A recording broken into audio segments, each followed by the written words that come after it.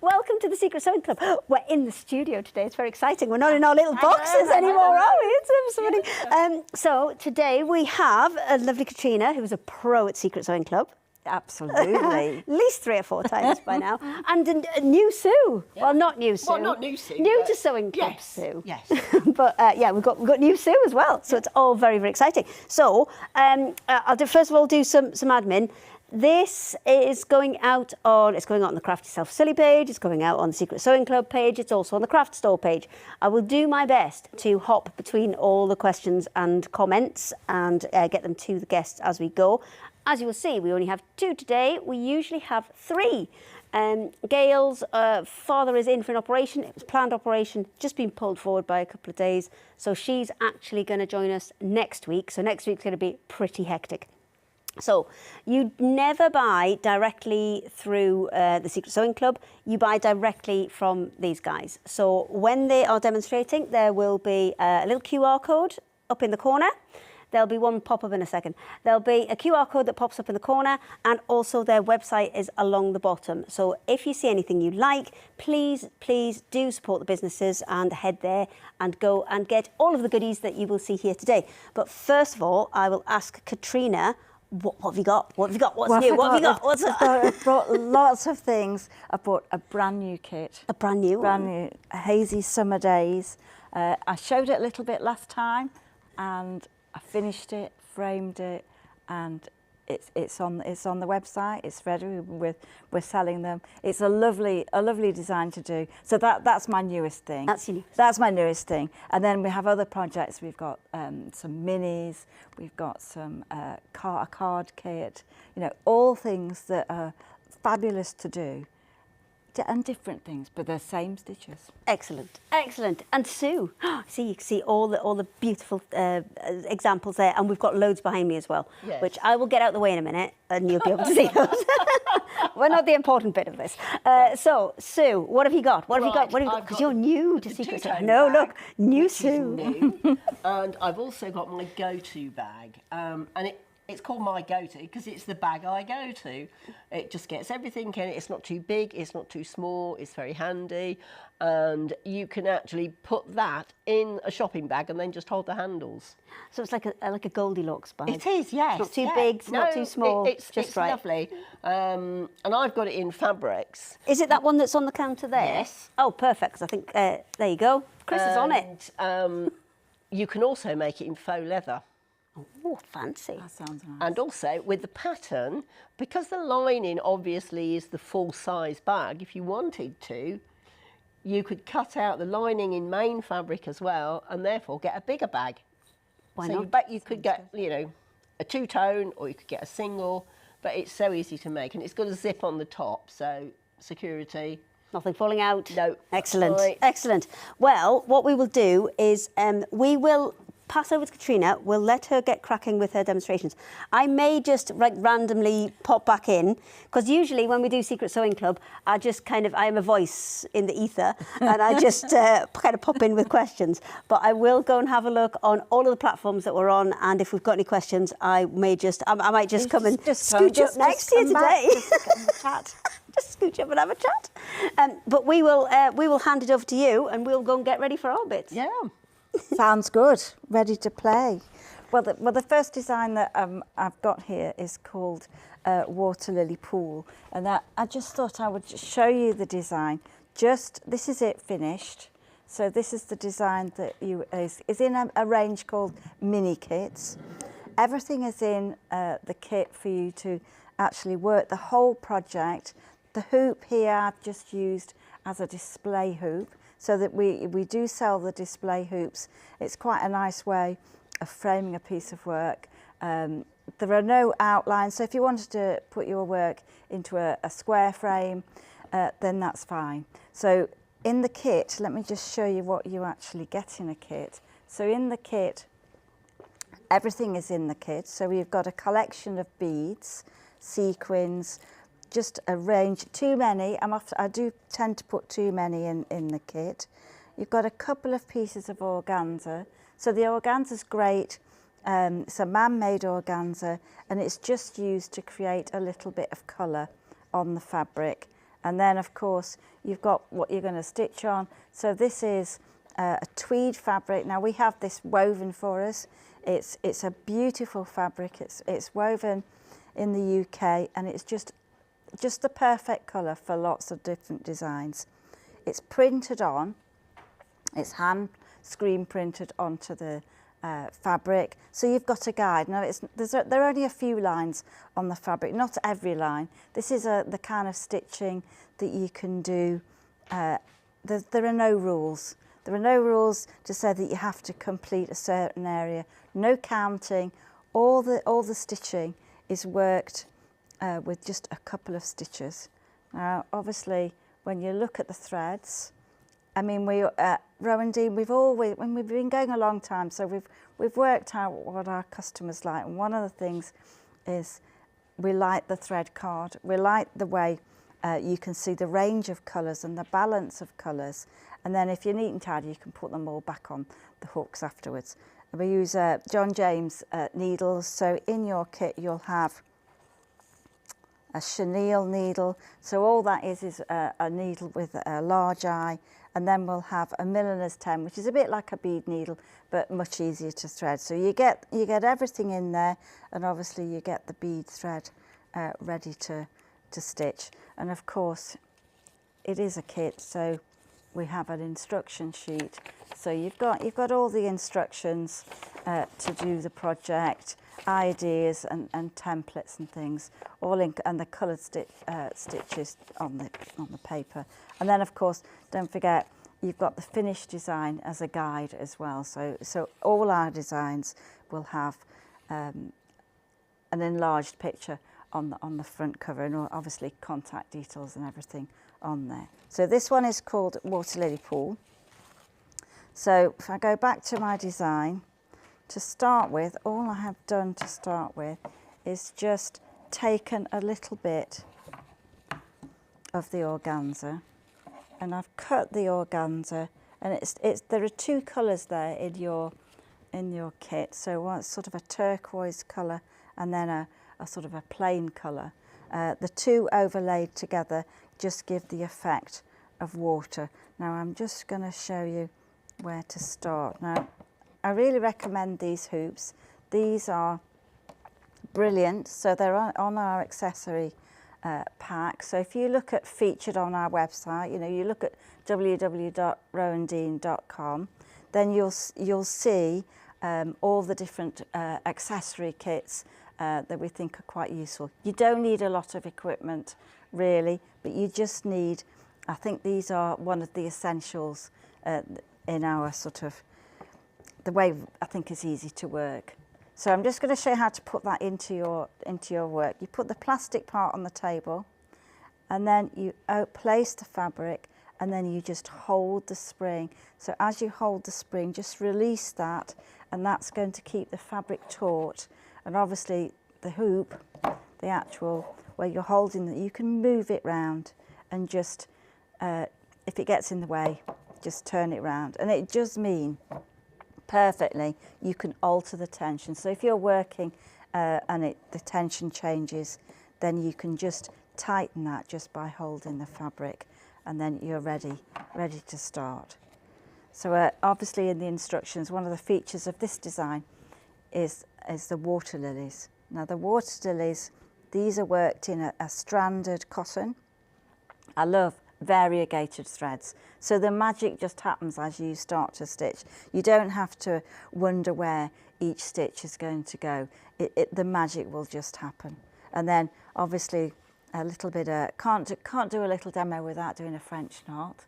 Have to do a French knot. It's just one of those things. 9 million of those. This is worse now, isn't it? When I can just randomly hover and sneak in and ask the questions.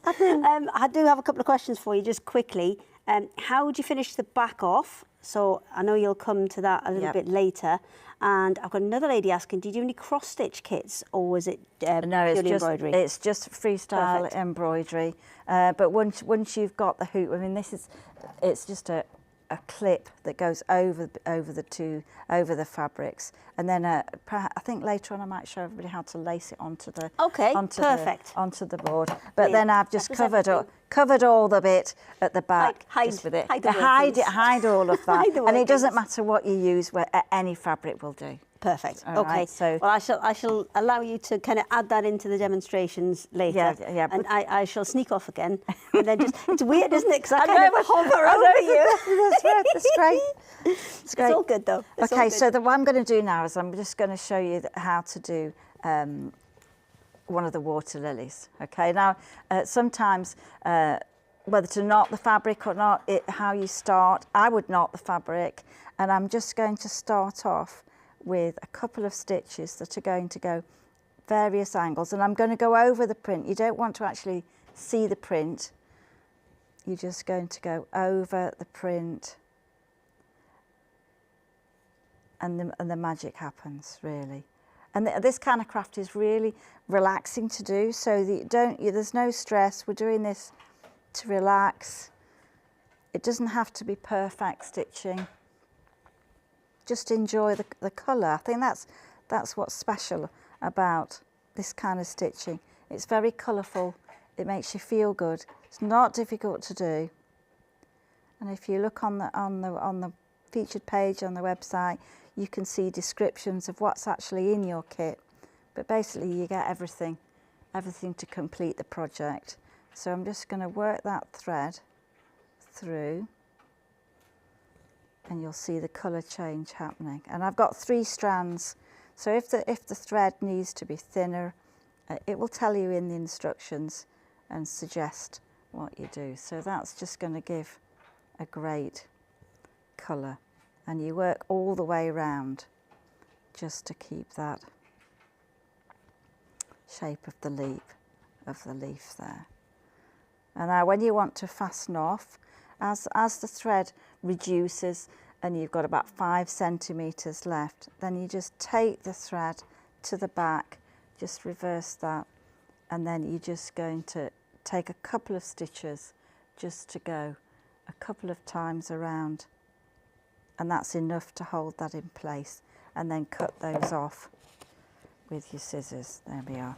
I usually bury those on there. I know. That's how it works. That's how buried at all. We've got loads and loads of hellos. We've got so many. There are a couple on YouTube as well. There's Helen and Leslie on YouTube. And I'm just trying to find all the rest of them because we have just loads of people who are joining us, which is brilliant. Great. And just a reminder, if you do want any of the lovely Rowandean kits, if you have a look just along the bottom there, that's their website, head straight to there. Or if you're watching on your big telly through YouTube, on your big telly, so the big lights, isn't it?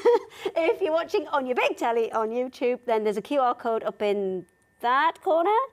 You never know, do you? I know, yeah. It's always back to front and upside down. There's a QR code in the corner. If you just scan that with your phone, it will take you directly to your website. There you go. Great. Thank you. That's My job great. is complete. Okay, we'll do the next bit. Okay, I'm just going to take a little bit of the thread and one of these different colours off here, and I'm just going to take the thread, and I'm just using the full 6 strands here. I think I'm just going to squash that thread through there. So it's easy to place the sort of folded edge of the thread through there, and that's just going to be much easier to thread. And I'm just going to put a knot. So this is my favourite. I think this is my favourite stitch ever, I think. This is a French knot. So I'm going to add a couple of French knots just on the edge here. There are printed dots as a guide. So easier when you work in this spring hoop. You're just going to hold the thread, and you're just going to go around once, twice, and then place the needle, not exactly the same hole, just one thread over, and then you're just going to let that thread travel in on its own. And there you go, you've got the French knot. So it's just twice round the needle, or once. If you want to do a larger French knot, then make the thread thicker. So you'll just get those, and you're going to build a cluster of those all the way in that area. Okay, so if I go back to the actual picture, you'll see on the actual picture you can build up an area of dense stitching. So we've got the French knots there, we've got other smaller French knots here, and then we've got an area where it was almost like crusty stitching, you know, lots of texture. And this kind of stitching is, if you want to make that area bigger, you want to add a little bit of the water there, you can do. You can really personalise this and just create that little water lily pool. So it's very, very easy to do, and you'll have loads and loads of thread to do the leaves, to do the flowers. And I think the thing is, just enjoy the whole project. So I'm just going to move on to the next one. Just before you do, I've got another question. This is from Sarah Jane Kennedy. Do you just do the printed panels, or are they full kits? They're full kit. Full kits. They're full kits. Perfect. You get everything that you need to complete that project. So you Brilliant. get beads, so if it's got beads in, and organzas, and you've got the threads. Perfect. And Excellent. you get loads. You get a bit Yes, extra. I know. They're And very generous, aren't they? Because sometimes Much to Ted's a bit, yeah, disgust. no, but a bit falls down the chair, or you know, the cat's got a little bit, you know. So there's always extras if you get carried, because that's what it's like, isn't it? You get carried away with a project, and you think, I'll just do a few more French knots. Yeah, but you if you've got the stop. extras, then there's So nothing stopping you kind of taking the it's very- inspiration from that one and then making a second one. Yeah, absolutely. Why not? People do. Yeah, I shall be back with more questions. Okay, I'm just I going to quite show like the this. next You one. just kind of zip in. Bye-bye. Okay. Well, we're going to have a look at the next least I one. did it in between demos rather than That's crashing good. in the middle of That's it good. this time. I'm just going to reach across and get the next design. So this design here, I'm just getting that the right way around for me. So this is a new design, brand new design. Yeah, really brand new. It's on our website. I think last time we were on Secret Sewing Club, I hadn't quite finished it, but I've finished it and I'm really, really pleased with it. So I'm just going to show you, obviously before we get to the actual picture.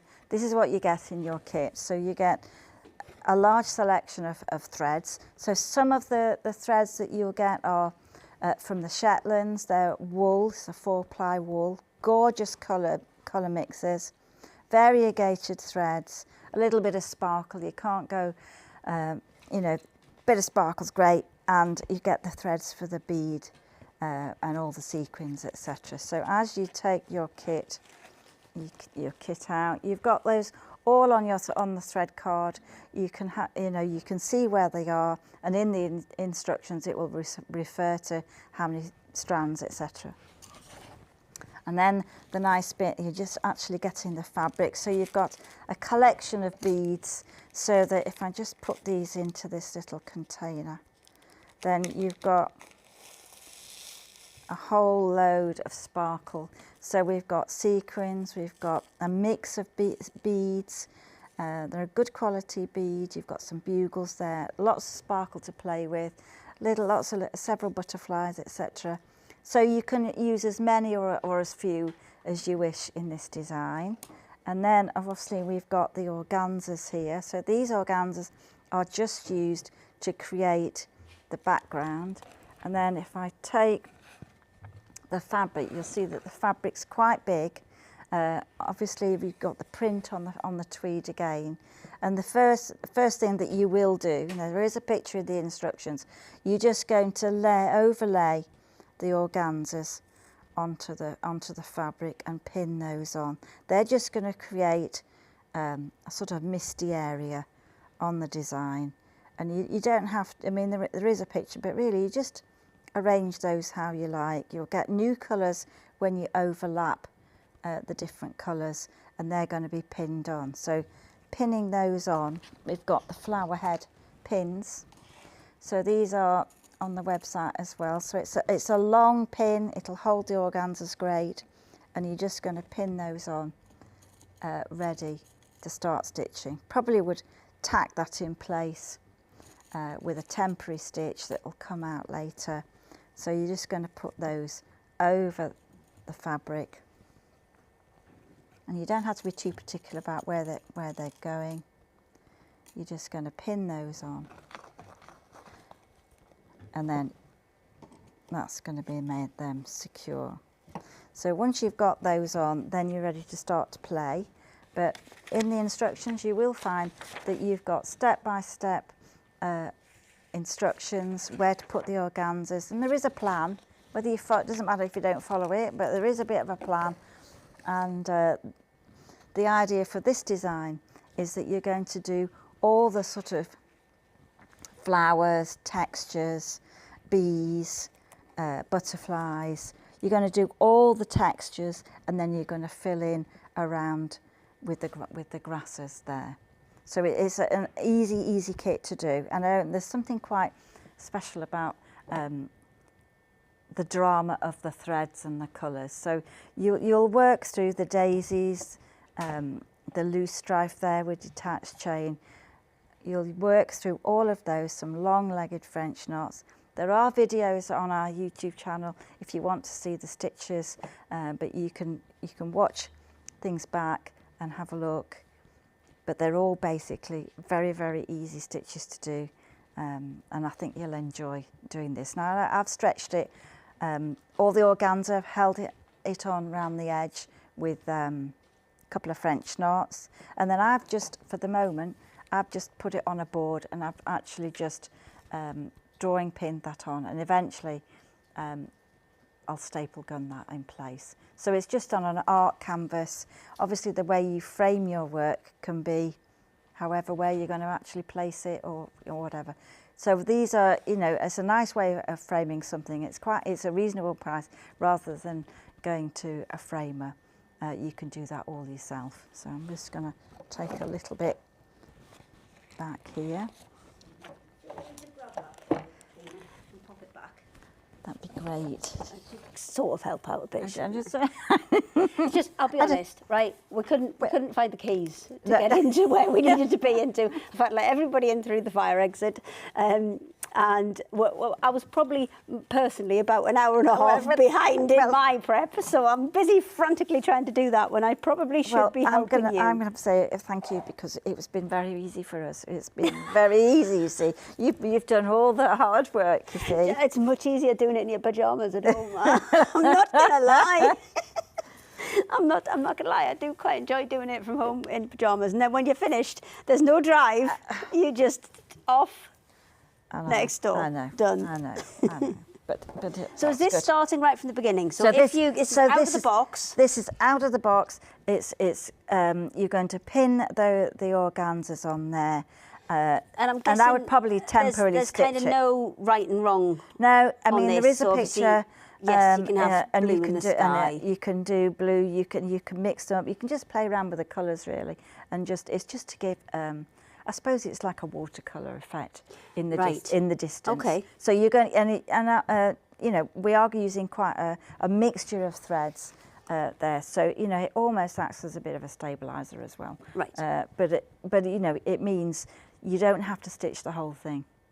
You do you know what I mean? You can leave gaps. I've had enough now. I've done enough. I've done enough French knots. So you'll be able to definitely, you know, there is a print on the fabric, so you'll be able to gauge the size of the stitch just as a starting point. And then, because that's what some people would worry about when you first, how do I know what size to do the stitch? Well, there'll be in the instructions, it'll tell you an area to work to, and then you'll go through that. And basically you're going to stitch over the print. So this is the one that you showed us Last time, yeah, last time. So if, because this is quite a big one, if you wanted to make this into, say, a notebook cover, yes, or maybe the front of a bag might be a bit more challenging because you've got some quite kind of big loopy. But you could always couch those down. You can always, you could absolutely just couch those down. But if you wanted to make that into something, you could definitely do that. Because this one's definitely big enough. Definitely do that. I mean, it's a really large piece of fabric, so you could either do it as a panel for a cushion, but it definitely would make a book cover or a journal, textile journal. If you know, it would make an A4 size. Obviously, you've put this one on top of a canvas, so you can't see the stitches on the back of this one. But if you were going to use that on as we said, sew it into another project that was going to be a practical project, which was going to be used, would you advise putting something on the back of it? I think so, if you're going to a calico or an interfacing or something to stick something. I would just probably use a calico. I would probably not want it to. I like the subtlety of the wool. I'd like it being a little bit to move, even though it's gone on a book cover. Yes. I think you could have a go, and you've got a little bit of leeway in that you could test it out what suits for the project. Yes, so maybe on a little piece of on a little corner, little corner, have a go. Maybe just try a couple of different things as to. I've just done it with a piece of calico behind, loose, not. But all I was thinking with maybe a fusible interfacing or something is just to secure all those kind of knots or threads that are on the back. It should be okay. The back, it'll be fine if you've either started. I mean, you've got all these as beautiful kind of display pieces, but if you were of the mindset that you wanted something more usable and like a practical piece that you could have with you all the time, then. Yeah, you can do it definitely. I mean, we've got book covers on our website and different combinations, and they're done with 6 different designs, like the cards. Yeah, and then the fabric's included, and you can make your own. Well, you can even those secure. You can secure the fabric. If it was on organza, and I don't think if it's going to be a working thing, I don't think it matters that it might fray a little bit. You don't want to machine it, or I wouldn't want to machine it or leave it. It's going to move and it's going to fray a little bit. And that's the beauty part of of the beauty of it, really. Perfect. Thanks. Sue's next, but she's wandered off, so it's just the same, isn't it? It's just the same, but. Different. Okay. It's the same. It's the We're same. Working it out. We're working it out. We're fine. I mean, we did get a lot of comments when we said we were going to go into the studio. There was a lot of comments saying, "Oh, please don't lose the chaos." I think we've fulfilled that brief. That's what we're like. We're like. That is a bit like what we're all like. We've got nobody to stop us. That's the problem. I know. Well, I'll just show this until Sue comes back. This is what happens when we're online, you see, because we don't have to be here all of the time. Ted is wrangling Sue. It's fine. That's funny. We're not physically on screen all the time. Then we do. We go off, we make cups of tea, we put the washing on, we come back, we do the next kind of 20 minutes. But Sue has been wrangled and Sue is back. She's back. It's all right. Do you want to keep that for next time? Yeah, I'll keep it for next time. Sue, are you ready, my love? Yes, I'm ready. Excellent.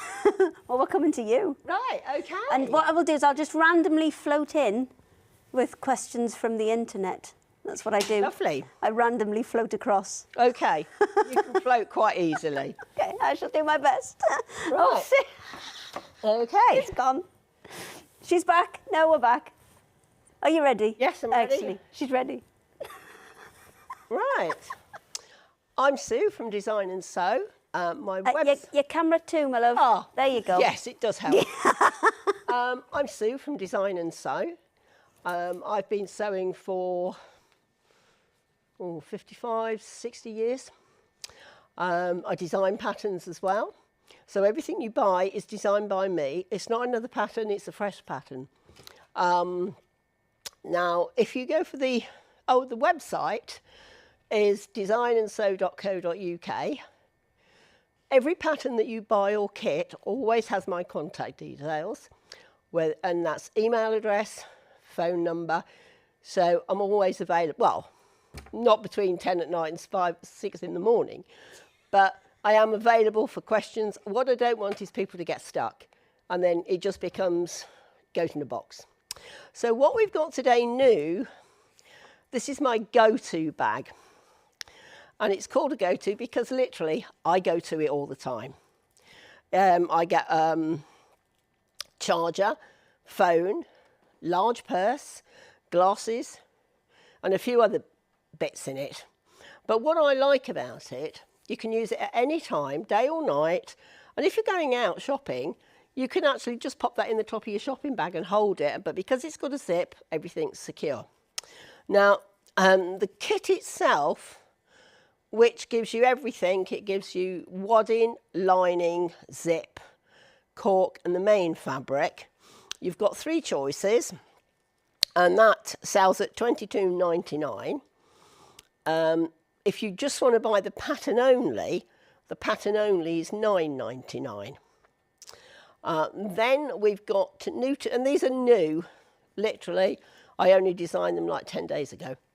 And then you've got the 2-tone pouch. Now, I actually use one of these of an evening because I can just put my phone in it, my keys, my lippy, and that's it. And there again, you get the lining, the wadding, the main fabric, the cork and the zip. And every pattern is full size, so you haven't got to worry about enlarging it. You get that. And the 2-tone pouch comes in at $16.99, so it's $22.99 and $16.99. However, the pattern only is $6.99. And there is no charge for postage. There is an offer on at the moment where free postage. You will see other items on. One thing is the quilter's pouch. So if you're a quilter, you'll see concertinas, and inside you've got 3 large pockets and 2 smaller ones. So if you've got the smaller templates, they will go in there quite nicely. Also, sew on the go. Put your English EPP in there, take it with you. It's all in one neat package. And there again, that is the pattern only, and that pattern is $9.99. So there's quite a few things that you can see. And now, what I'm going to demonstrate is the coin purse. It's a zipped top with a little pocket at the front. So I'm going to show you how to make this, and the pattern is $6.99. I will be loading some kits on either later today or first thing in the morning, and the kits will be, excuse me, $11.99. So what we'll do, let's crack on and I'll show you how to make it. It's very easy. First time I would think, excuse me, will probably take you about 40 minutes, 45. So it consists of various pieces. Now, you'll get one large piece that you'll cut out, and that is literally the pocket. So you fold it in half, press it, which I've just done, and then what we'll do, let me just get the treadle the right way around. Now I always like, it's quite funny because it's Jenny Raymond that calls this a donkey, but it does help when you're sewing. So you just fold it over and then straight stitch right across.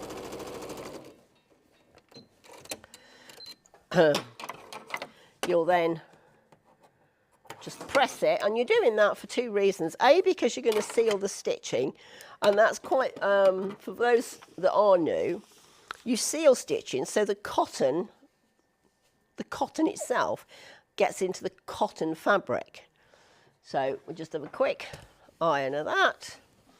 Then what you need a front piece. Now you've already attached the interfacing to the back. You only put interfacing on the pocket and on the one side of the top. So position it and then line it up. It's so quick and easy. And my angel policy is you can make as many as you like. And I can tell you that at craft fairs they sell extremely well. And then line the other side up. Let's just reach the pins.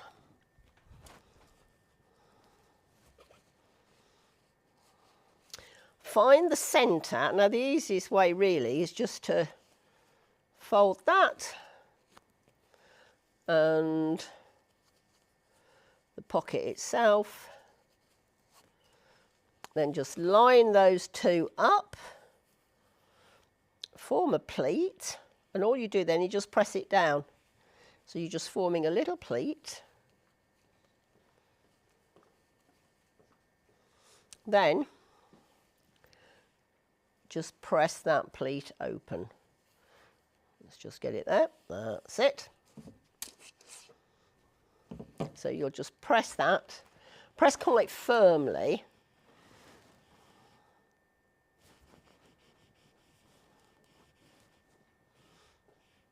And what I tend to do, I just put a little holding stitch in the bottom.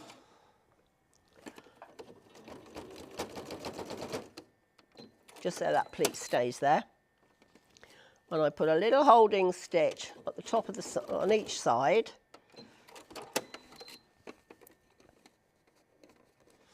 Take the pin out. As I said, it takes about 40 minutes, the first one you make. And just pop that on the side. Just give it a press just to make sure, where's the iron? That it is all nice and firm.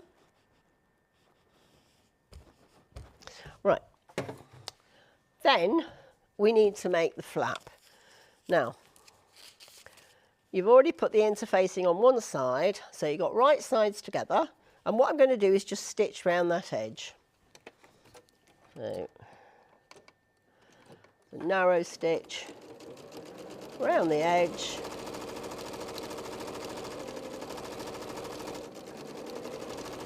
Now, you can either use pinking shears to cut round, or if not, what you do is you cut in little V's. So you go in, turn and back. So it's in, turn and back. If I put that by my hand, you might just see the little V. But if you've got pinking shears, it's so much easier. Just go all around the outside edge. Hello. Hello, I've come to hover with a couple of questions. Okay. Is the pleat that you've just put in there, is it a box pleat? I'm getting asked. Rosemary, that's from Rosemary. It's just literally, it is a box pleat. It's just a little pleat that just, if the camera can get in, you'll just see. Chris can get in, man. He's good. Yeah. He's a good lad. So it's just a little box pleat. So that was that That's one. right. I'm just checking for other questions. Bear with me, and okay. then I'll run away again. All right. Yeah, you just get like in visitation. I just pop in and then disappear. And then again. disappear. Yes. So let me just quickly check if there's any more. I think there was another one on the craft store page, but we're hopping about between the two. Okay. Do the patterns come as measured pieces, or are there templates in there? It's all printed on a printed pattern. Let me just find one so I can show you. They're all. Is that one if there? I wasn't looking for it, Is that there one? it is. Oh, there it is. She's got it. Don't panic. We found the it. pattern itself, and it's full size. All my patterns are full size. You do not have to enlarge. Perfect. So what you'll get is that. Right, so everything's right size there, and everything's got right the seam size. allowance included. Yes, everything's Perfect. there. Hold it Tells still. you what to cut out. And what I do suggest is transfer it with your greaseproof paper or something, stick it onto a piece of cardboard. Yeah. And then you've got a firm one that you can literally just lay down and just trace round. I don't know if it's on our website, but we've got some rip-proof paper. Yes. Which is brilliant, because if you've got templates like this, you can transfer them onto that rip-proof that's it. paper, and then you've got a permanent one. You can pin into it, all sorts, but it will not tear. That way then, your original pattern is staying nice and neat and tidy. Perfect. Okay, that was all for now. Okay, I shall I'll see you crack later. on. Bye. See you later. Bye.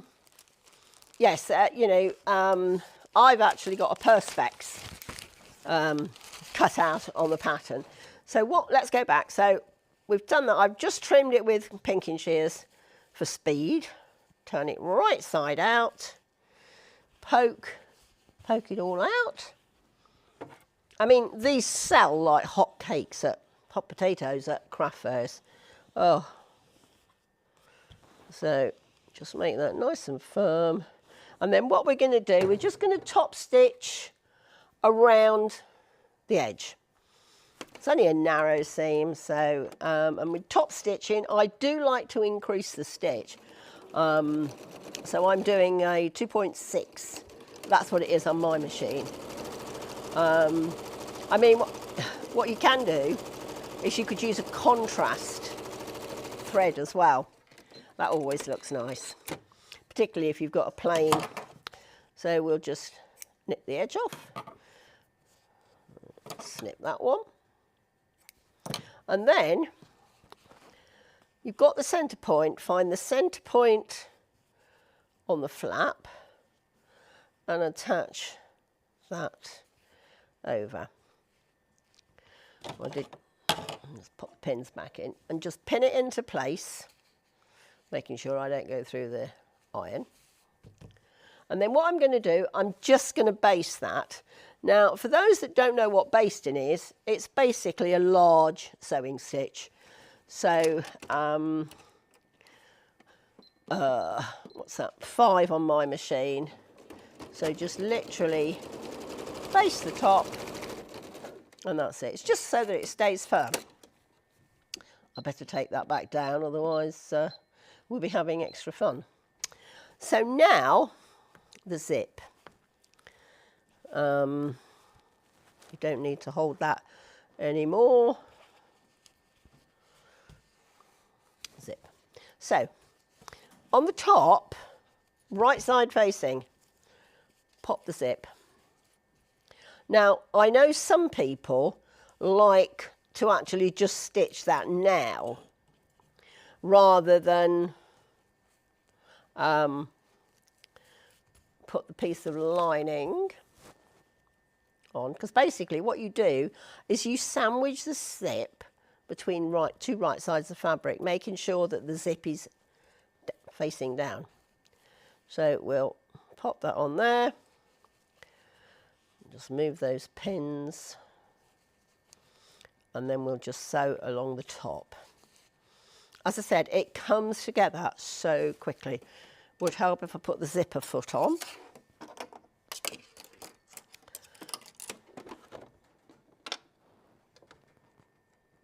Well, I would. Ah, there it is.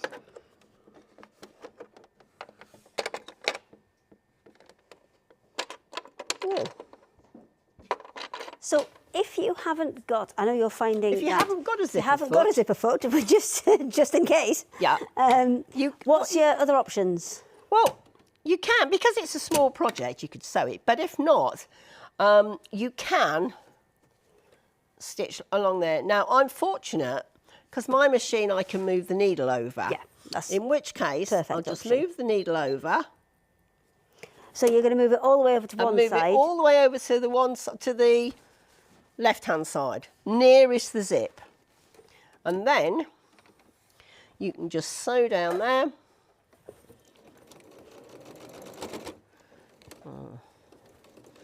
I shall have to find the zipper foot. If not, I'll be buying a new one. So, now that's just done with zipper foot. So you fold it back and press it.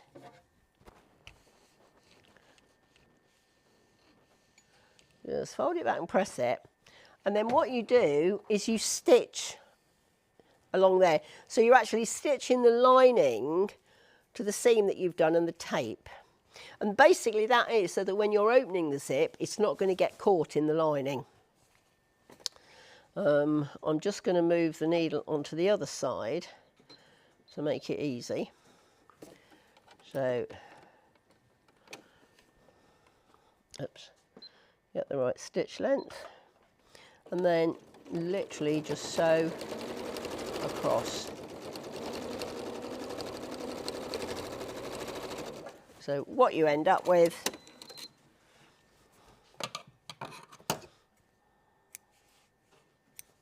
is that.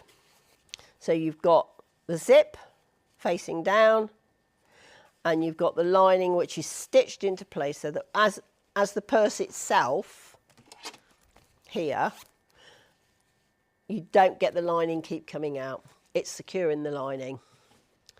So now what we need to do, let's just press that out the way.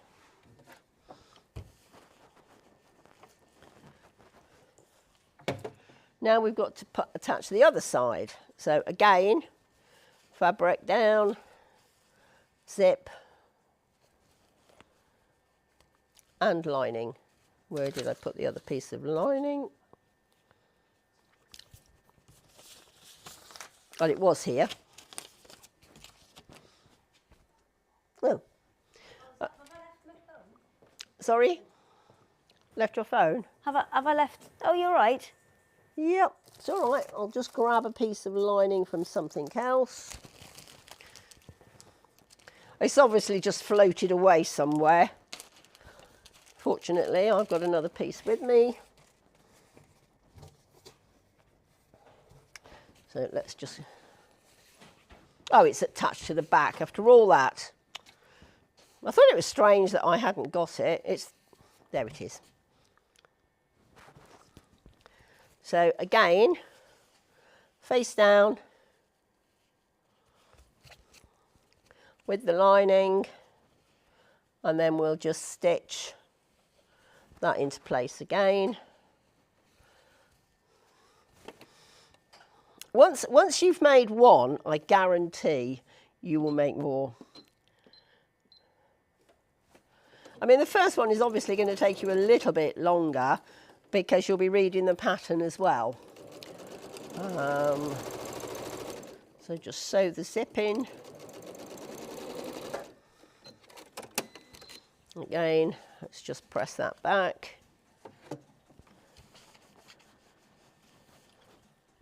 And again, I'm just going to stitch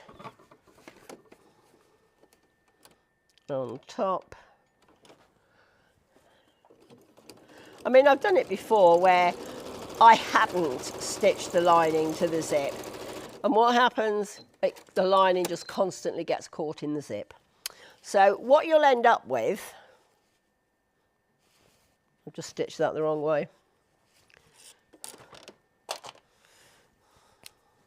Unpick it.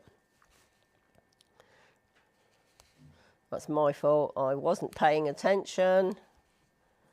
While you're unpicking, am I all right to pop back in with a couple of questions? Yes, of course you are. Splendid. I need to just pop my glasses on.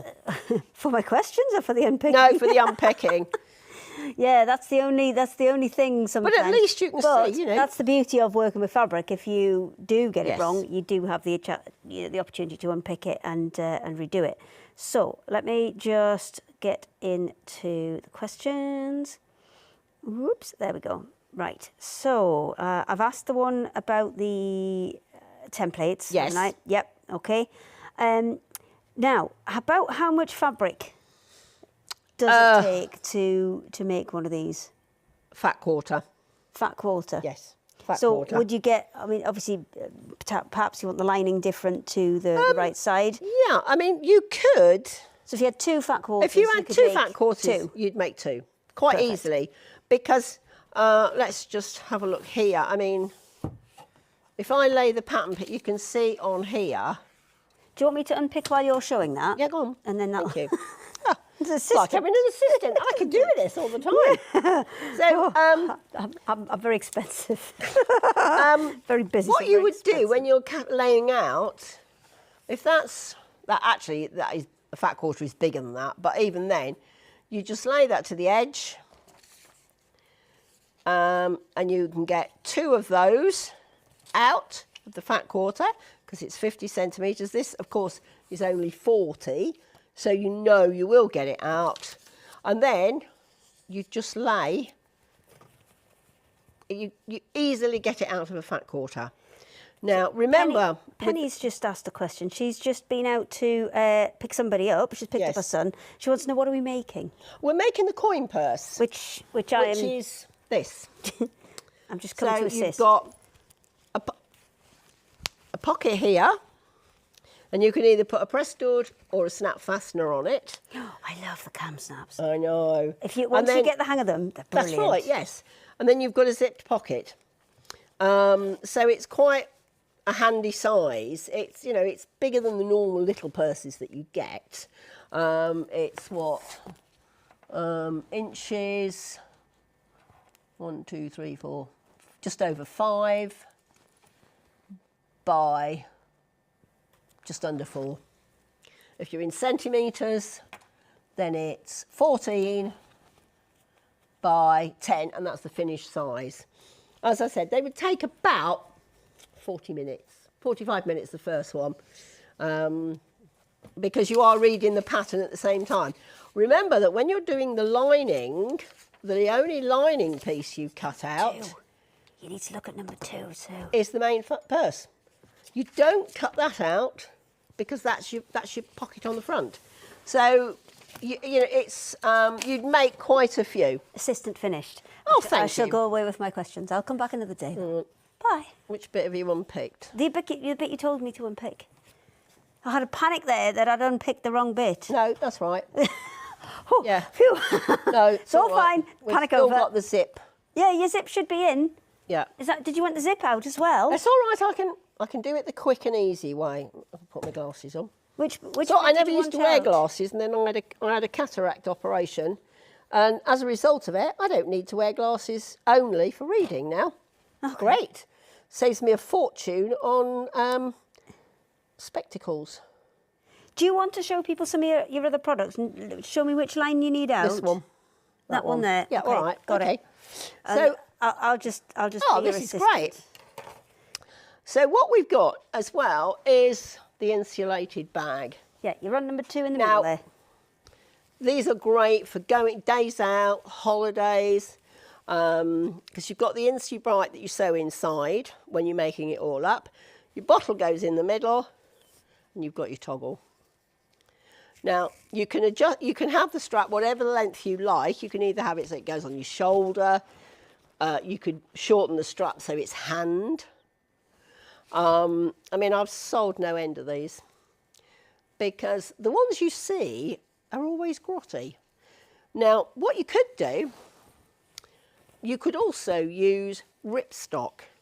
Now, that fabric is a very, very lightweight, showerproof, and that's great. Because what you could do, you'd have your main fabric, your Insubright, and then your ripstock. So you'd keep it cool, but your ripstock would keep it dry as well. If you've got a frozen bottle, which is what we tend to do, put the cold drink into the freezer, take it out and drop it in. As that's thawing out, it's not going through anywhere else because it's staying within the ripstock. And it's superb. You can get it in a variety of colours. You can get it striped, patterned. And I think it comes, I think it's a 60-inch wide fabric. So you'd make quite a lot. I think it is because I think we've got a camo version on But our website it's somewhere. super. I mean, you can use ripstock to make any, I'm not going to say waterproof because you can't guarantee, but it's showerproof. So makeup bags, ripstock lining. You know, it's a super product, and as I said, variety of colours. I mean, you'll see on my website a pattern for a bucket hat. Now, I've actually made the bucket hat for some fishermen friends, and I've used the green camouflage ripstock. Yeah, that's I think what And it's great, and I've just lined it with an ordinary like a cotton. Yeah. so that, you know, the head isn't getting too hot. But it's a super product. I'd recommend it to any. That's all done for you. Oh, lovely. So you are good to go. Oh, thank you. Thank you very much. I Thank shall you to my disappear once assistant. again. No problem. Yeah. Well, I was more interested. Look, so right side to the zip. In there, lining fabric. Oh, I better just iron that again because where I ironed it. Now, you'll think, well, it's only a little bit, but that makes a difference. That makes a difference when you're matching it all up. So, right side zip, lining. Do you know what? I can honestly say I've never ever done that before. And then just double check that you've got two right sides together. But as they say, there's a first time for everything. So, again, we'll sew the zip in. Let's just make sure it's lined up.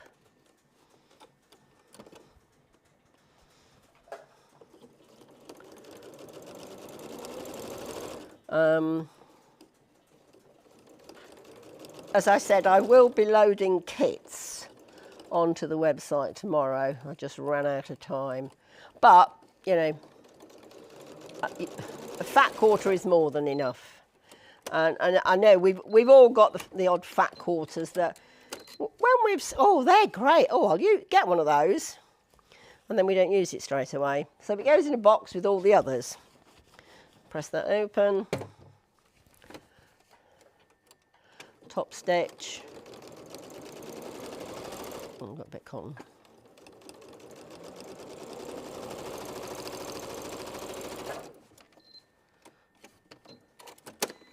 And that's it. So now you can see we've got, that's what it will look like. You've got the front with the flap and the back, and then you've got the lining. So now what you do, there is a little tip.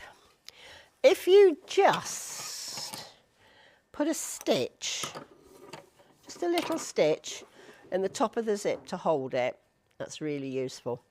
So right, we undo the zip and we fold it right side to right side. Put a pin in there. So you've got the two right sides of the fabric and you've got the two right sides of the lining together.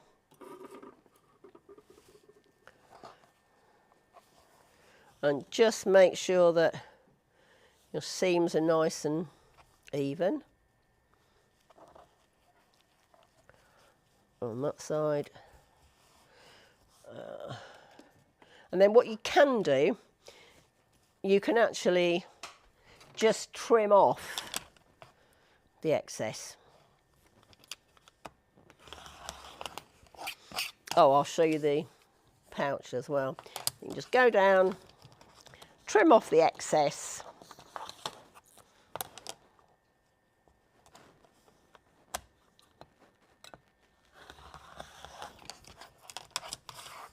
And then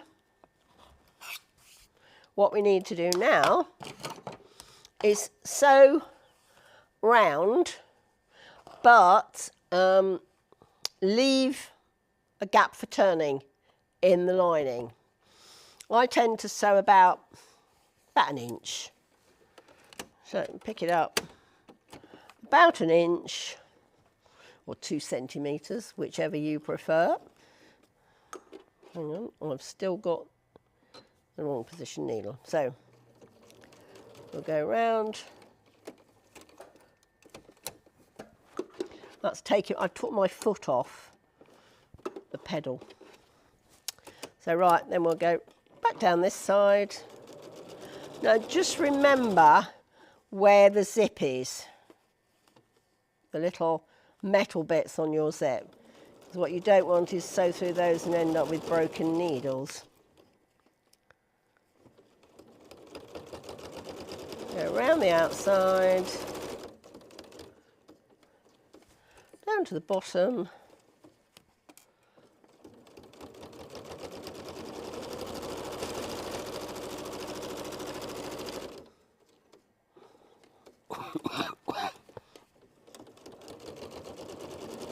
Again, just find out where the zip, the little metal end is. I mean, if you want to, you can mark that before you actually do the sewing, but it just means you've got to take another pin out. Right,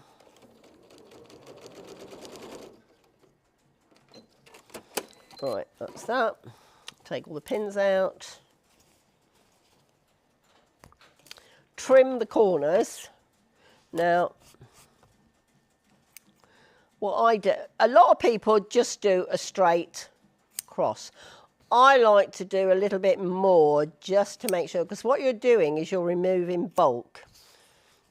So you just literally go in at an angle and then the same there.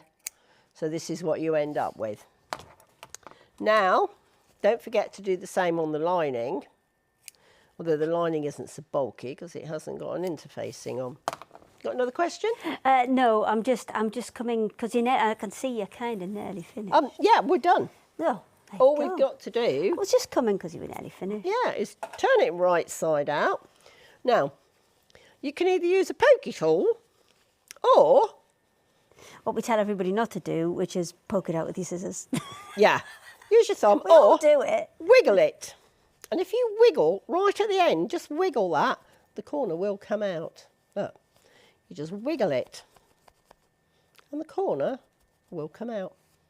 And that's it. Special wiggle. There you Yeah, go. wiggle it. And then all you've got to do is sew up the gap in the lining, put the lining inside, and either put your cam snap or your press stud, whichever, and that is your little purse.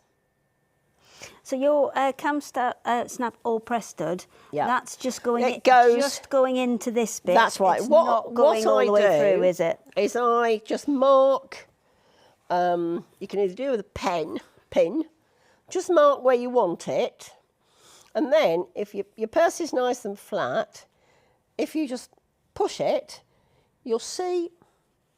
Well, I've bent the needle.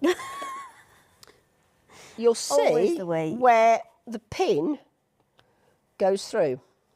So you then get another pin and you can mark it so you know exactly where your popper's got to go, or your cam snap. Now when you do that, open it out and then sew your press stud in or put your cam snap in. If you wanted to put a button on, Yes, a you buttonhole, is that an option? You Because a lot can of people- do. You just make your buttonhole in the top here. Yeah, And then obviously you've got the mark where your button's going to go. perfect. But, you know, that's it finished. And that's the same size. Perfect, That was lovely. perfect. What we're going to do now is I'm going to quickly run over to the other side because for once, because I don't have to press all the buttons, I do have a chance to actually do some demonstration, which never usually happens. Oh, right. So I you're know. going to do some So demos. I'm going to do a little bit and then we will jump back to Katrina, who I believe has more kits and is going to show you how to, somebody did ask about how to finish them off on the back. Yes, yeah. So she's going to do that Yeah. as well. I am not going to run because I've been told I'm not allowed to No, run. you're not allowed I'm to going run. to walk You have to walk. at a kind of slow pace around the obstacle course. Yes. Around the obstacle course and over to here. So today, and one of the things that when you know Hochanda and Create and Craft were around, this is one of the things that we used to bring quite regularly, a couple of times a year, because it's just an absolute belter of a deal, and it just expands. It's about having the right tool for the right job. It's about if you've got a sewing machine and you want to be able to do more, then this is the kind of set for you. So this is 32 different sewing machine feet. Maybe we've always had brilliant machines, both on Hochanda, Create and Craft, Sewing Street, all of it. Brilliant machines. But maybe you aren't in a position to upgrade your machine at the minute because they are very, very pricey. Even kind of entry-level machines now, decent ones, are a couple of £100. So if you're thinking, well, I can't afford that, but I want to be able to do, I want to expand what I want to be able to do, then this is a great option. There's 32 different feet in here, and there are some which are decorative, there are some which are practical, there are a good kind of mixture within there. So I will have a little look from the side and see if I can kind of explain some of these. So two at the top here, the Teflon and the roller foot. Those are for more specialist kind of fabrics. So the Teflon and the roller, brilliant for sticky things. So if you're doing PVC, maybe you're doing leather, they are brilliant feet to be able to do that. So I've got a little sample here, which has used a decorative stitch on leather, and that's been done with that roller foot. Because what the roller foot does is it's got a little roller on, so it's almost like using a walking foot. So it kind of just glides over the top of the fabric rather than digging into it, and that's perfect for things like leather. So the next row that we've got down, we've got a 3-inch and a 6-inch rolled hem foot. They are little feet. You've got a little kind of curve on it, little kind of curl on the top of it. And what that does is you feed the fabric in through that little curve and it creates that double rolled effect. So I've got examples of all of these in this pile. I was just ironing some of them because some of them were pretty squashed because they'd been in the bag for a little while. There you go. There's a little tiny double rolled hem. So if I just hold that little bit there for you, because then you can get quite close in. So those really, really fine double rolled hems, that's what you're going to use those 3mm and 6mm double rolled hem feet for.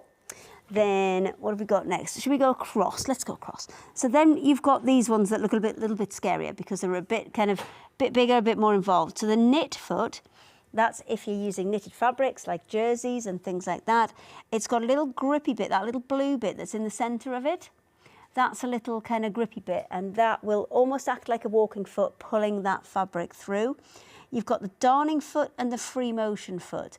They will basically just allow the fabric to move underneath the foot for you. So if you're wanting to do free motion designs, I don't think I've got, oh, I have a little bit actually on there. So the hair on this lady was done with a free motion foot. So that just allows you to kind of move it around. If your fabric is just like this, just like a cotton with a lightweight stabilizer on the back, a tearaway stabilizer, then probably the embroidery foot is the one to go for, the free motion foot. If your fabric is a little bit thicker, then I would go for the darning foot on that. So really it depends on the thickness of your fabric for that one. Then I should have given this to Sue before. Got a zipper foot. Yeah. I've lost it, so it's fine. I'm sure we'll find it. So you have a universal zipper foot, and that is adjustable, so it can go either side, and you can, sew from. So if you can't move your needle to the left or to the right, then this is a really good alternative for that. You've got the binding foot. I think this looks like the scariest one in there, but it is one of the most useful. So this one will allow you to pop binding either side of a piece of fabric, and then one stitch down there will do both front and back at the same time, because that binding foot has got a kind of a C-shaped clamp to it. And that's going to hold your binding in the right place, allow you to put your fabric in the centre, and then your stitch is perfectly lined up to catch both sides of the edges of those bindings in one go. So I've got a couple of different examples of this because it's one we did quite regularly. Oh, it's the same green. Let me see. Oh, I've got a white one over here, white one and a black one. So either if you're making your own binding, you're using bias binding, all works the same. And I think you can go up to about 20 millimetres on that one. So it is, you can get a reasonable size in there as well. Then we have the blind hem foot and the open toe foot. So the blind hem foot one is what you're going to use if you have a fabric. So think about the bottoms of curtains, think about the bottoms of trousers and skirts, where you don't want to see that there's a stitch line across. You can see where it's been pressed flat there, but can you see just those odd little black lines coming down? Now, I've exaggerated them. I've done it in black because we want you to be able to see it. But if you do that in a coordinating thread, like I've got the purple one here, there you go. That one, you'll barely be able to see. If I just wiggle it, you might just see the little stitches in that. So you've got purple fabric, but you've got a little blue thread in there. And if you have a look on the back, that's what you've got on the back. You've got a complete hem there, but on the front, all you're going to see are those little stitches. And that blind hem foot is going to allow you to line all that up. There'll be a stitch on your machine. It's on just about every machine. That will allow you to do that and create those almost invisible hems. So should we come back down the other side? You've got a 9-hole and a 5-hole pin tuck there. So pin tucks are, that one I definitely didn't iron. There it is. So that's what you'll get from the pin tucks. The pin tucks, really, really nice decorative stitch. You can either use it functionally, because it does create kind of almost a little bit of stretch within a fabric, but it's also quite decorative, especially if you want a kind of really solid crease that you want to keep really sharp, then the pin tuck foot's a really nice one for that. You only put in one at a time, but then by using the foot, it automatically spaces it for you. So if you wanted to put loads in, you could get a really nice even spacing. If you are going to do lots, just remember that every time you do one, it kind of shrinks your fabric in, because I don't know if you can see, maybe if I put it on its end like that, you can see it creates little kind of channels. Let's see if I just raise it up there. Whoop. Yeah, you can kind of see it's got little kind of raised bits all the way along. So those pin tucks do kind of shrink a fabric in. So if you're wanting to do it as a decorative thing, start off with something much bigger than you need and then cut it down to the size that you need it for that one. What else have we got next? The invisible zip foot. So the difference between a zip and an invisible zip is the teeth, basically. The teeth and the slider will be face up if it's a regular zip. The slider will be face up, but the teeth will be underneath if it's an invisible zip. And that is a brilliant foot because it allows you to get really, really close to the edge of those teeth to be able to sew in an invisible zip. Then we've got the edge joining foot. So that one has, it's got a little kind of guide in the centre of that one. That one, brilliant for if you're quilting, if you're doing stitch in the ditch. That one's a really good guide for that. Then the next one I've got is the straight. So all these next kind of few are all in the kind of quilting arena. So you've got your straight stitch foot there. That's got a really tiny hole in the centre. It's going to put pressure all the way around your fabric. So you get a really nice flat straight stitch one. The stitch guide foot was effectively a one with a ruler stuck on the side of it. And that is what you're going to get. You're going to get different sizes for each one. So if you just take one gap apart, you're going to get that. There's 2 gaps, 3 gaps, 4 gaps. They're spaced at roughly about an eighth of an inch each. So you can use that. Maybe you're going to do some quilting. Maybe you're just looking for kind of evenly spaced lines on a project. That is a really nice way to do it. What have we got next? We've got the overcast foot. Okay, this one brilliant for if you've got, maybe you've got quite a fray fabric, if that makes any sense, or a fabric that's quite kind of challenging, or you want to stabilise the edges. The overcast foot has got that little kind of toe in the centre. That's going to press down and hold down the edge of your fabric while you zigzag down it. And that's going to kind of hold everything flat for you while you're zigzagging, and it's going to stop it puckering in, because these are kind of really, you can see really nice flat sharp edges on both sides of this.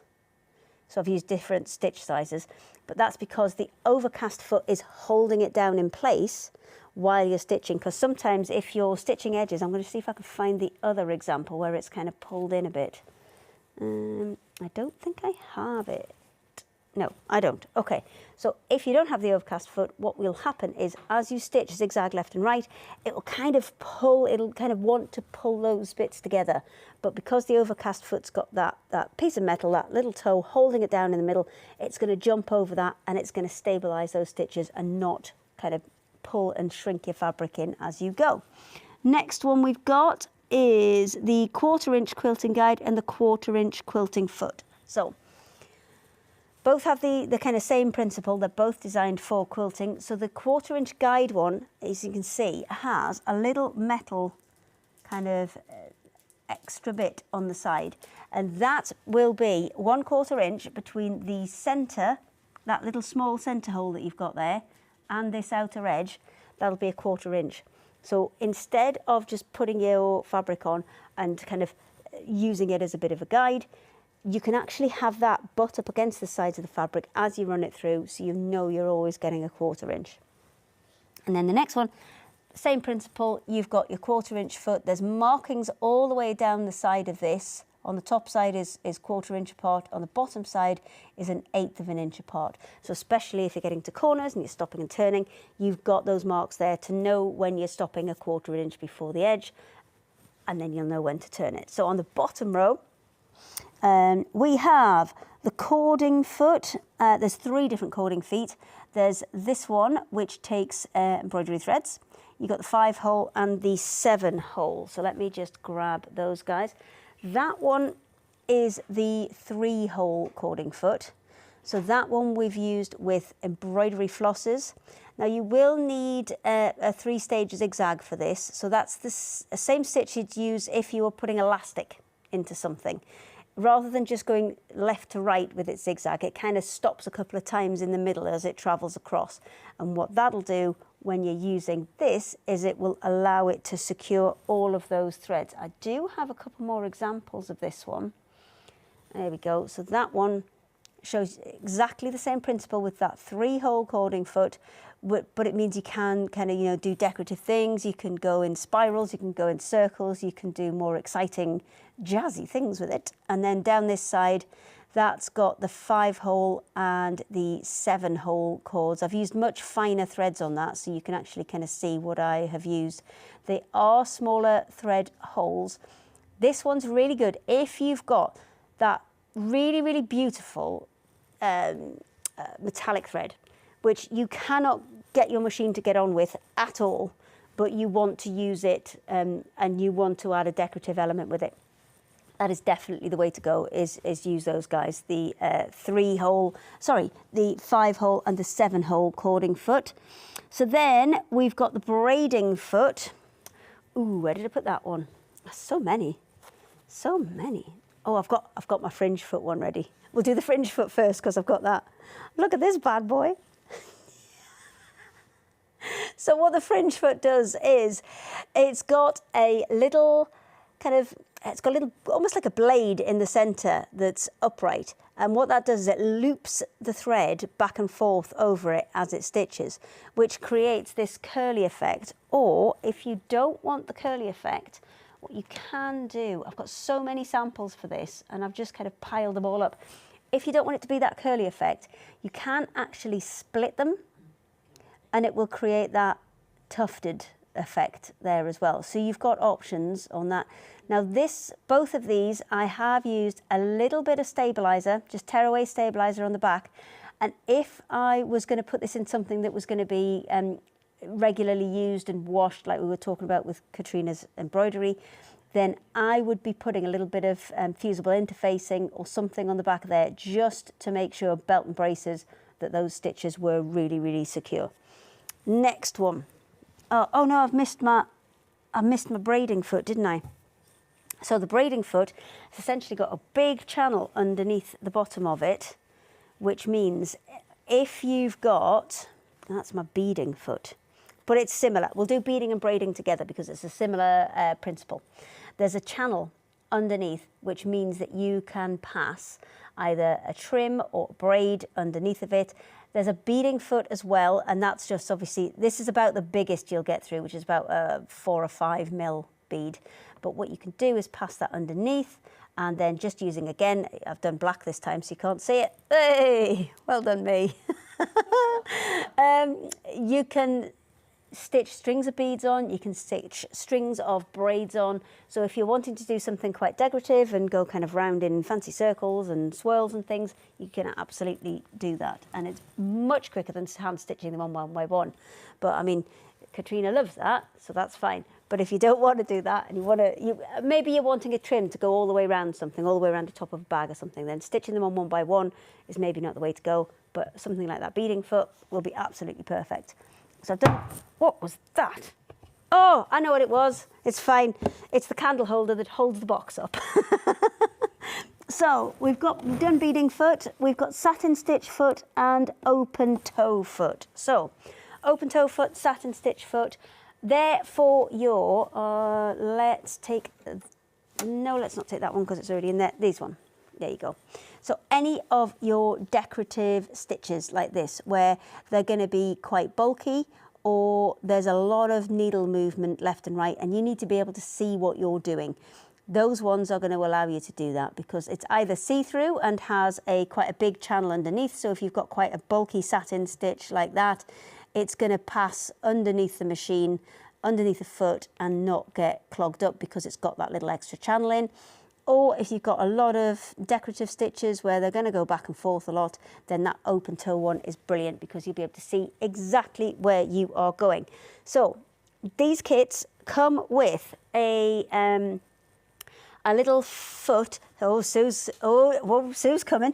I'm a little bit nervous. No. What do you need? Oh, have you got questions? I've actually got one of those kits. They're They're superb. Okay, it's not for my machine because it has a bigger anchor, but it's great because they're all in one place.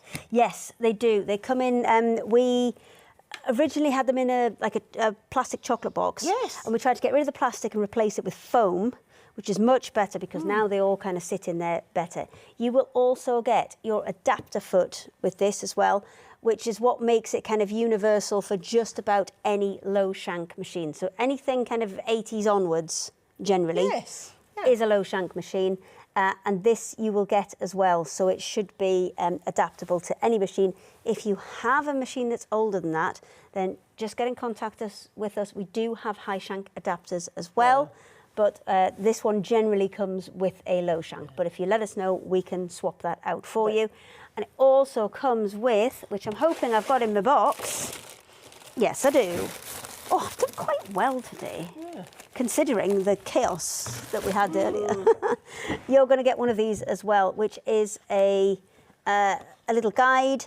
There's loads of space underneath every single foot to write down what the settings are that work best on your machine, because that is really important as well, because what we suggest in here may not be the stitch that works best for your particular machine, or if we're suggesting, say, a 3mm stitch length, but your machine works better with a 3.5 or a 2.7, then write it all down in there, and then you'll know next time you come back, because they're not ones you're going to maybe use every single day, but they're going to be project-specific ones. They're things that you've got, so that if you need them... Yes, and it's the right tool for the right job. Yeah, I mean, scenario, I've had mine, I don't know, 6 or 7 years. Yeah. But they're one of those that you'll always kind of drop back to because you think, oh, I've got something that will sort That's right, that. that's exactly what I do. Especially with your practical stitches, like the blind hem one is just such a winner. I mean, again, I've done that one, it's a small piece, but I've done it in quite a contrasting fabric. But if you did that with yellow stitches, it would be more or less invisible. But then on the back... how many times you use the various feet. Yeah. Once you've got them... And if you're a quilter, there's 3 or 4 there that are going to be so useful as well. But no, I use mine. Not on this machine. It's all right, you can stay. I'm quite cold, sorry. You're cold, are you? Yeah. It's the aircon. This doesn't happen when we do it from home. You can have the heat You have the heating on, sit in your pyjamas. We do. Yeah. It's like fine from the top and there's pyjama bottoms. Yeah. Katrina, are you good to go? Oh, well, we might just swap straight to you then, if that's all right. Yeah, that's great. That's great. I've got lots to show everybody still. So first thing, I'm just going to show you, I never got a chance before. A lot of my designs have bees on them. So I'm just going to show you how to do a couple of bees.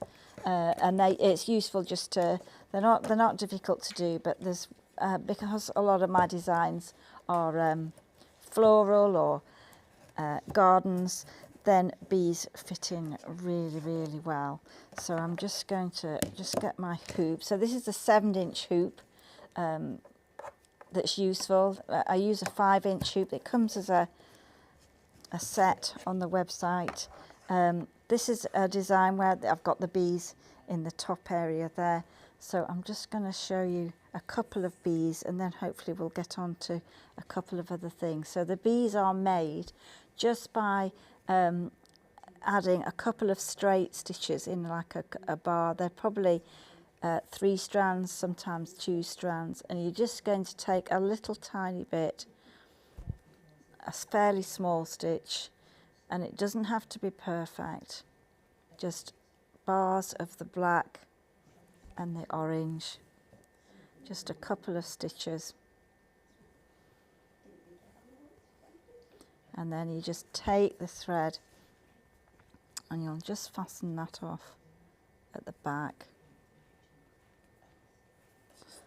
And then once you've done that, we're going to do the wings.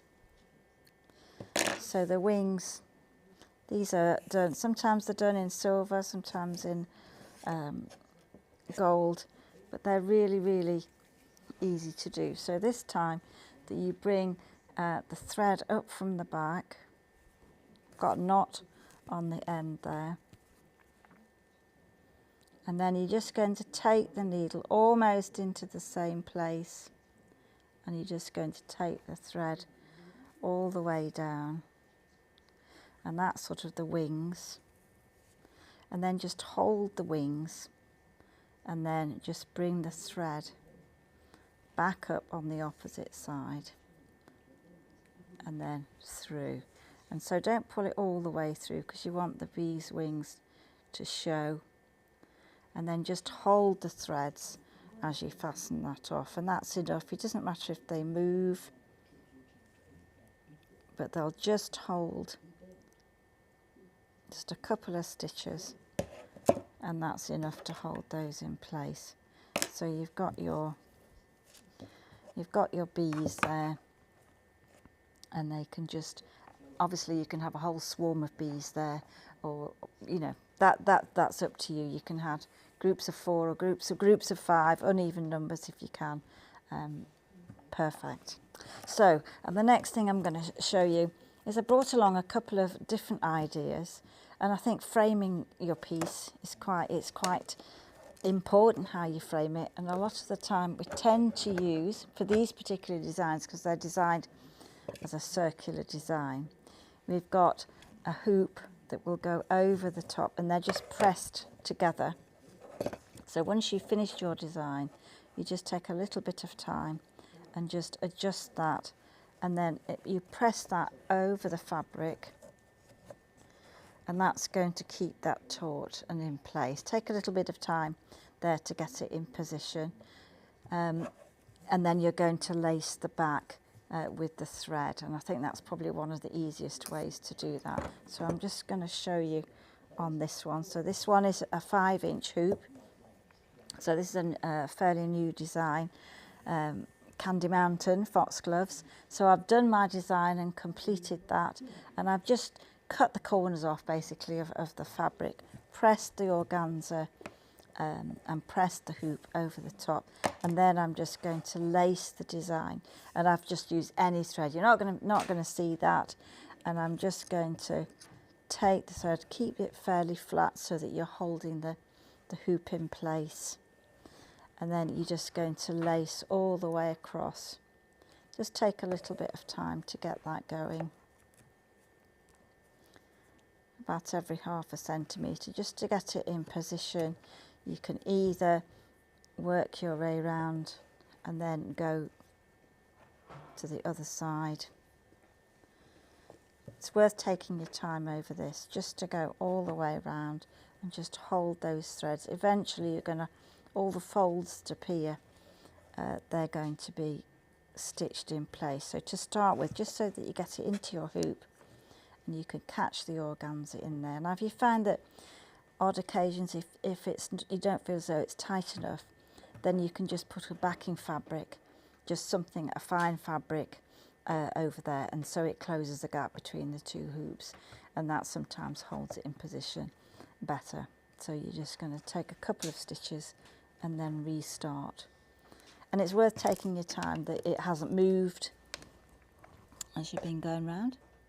So you'll get a fairly taut fabric, and you can go, take your time, and that's quite important, that it's nice and flat and that you don't see any of the mess. So you could either just take a little bit of calico, or you could get some felt or any fabric from your stash of fabrics, and that just hides the back. So if you were hanging it against a window, you wouldn't see the light go or any of the texture at the back. So this is another way of doing that. So this, again, the hoops are 5-inch. They're on the website. They're really, really useful to do, because some of the designs are specifically made for a circular design. Are you going to ask something? I've come to hover. I was being dead good though, because I wasn't interrupting you. I was being dead good. So there was a question before asking about if it was printed on the fabric or if it was a counted pattern.